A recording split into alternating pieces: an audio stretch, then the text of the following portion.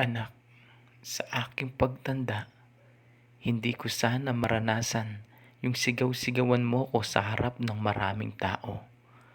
Alam ko, nung bata ka pa nagawa ko yun sa'yo. Pero dahil yun sa pagmamahal ko, maituwid ko lang ang pagkakamali mo. Anak ko, wala akong ibang iniisip kung hindi ang kabutihan mo. Sana ngayong matanda na ako, kabutihan ko rin ang nasa isip mo, hindi kung kailan ang magiging kamatayan ko. Huwag mo sana akong papaluin kagaya ng pagpalo ko sa'yo. Alam mo, matanda na ako at matigas na ang ulo. Pero huwag mo sanang iparamdam sa akin na wala nang saysay ang buhay ko. Dahil para sa akin, nagkaroon lang ng saysay ito nung unang narinig ko ang pag-iyak mo. Ikaw ang nagbigay ng saya sa amin.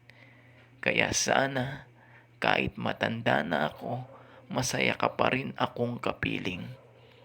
Anak, pag dumating yung oras na di ko na kayang lumakad, huwag ka sanang magsasawang ako'y buhatin.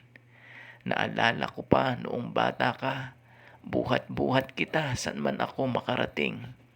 Hindi ako mapakali pag umaalis ako nang wala ka sa aking tabi.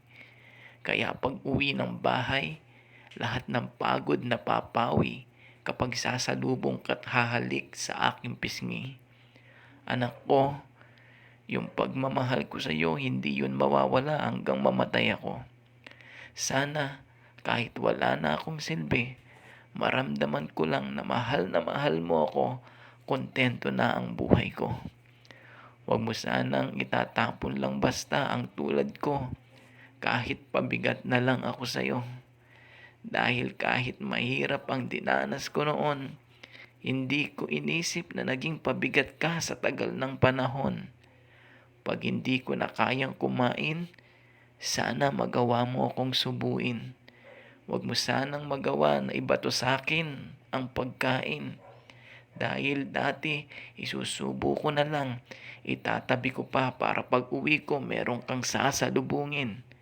Alam mo anak, tanging hiling ko pagkamatay ko, gusto ko ikaw ang katabi ko.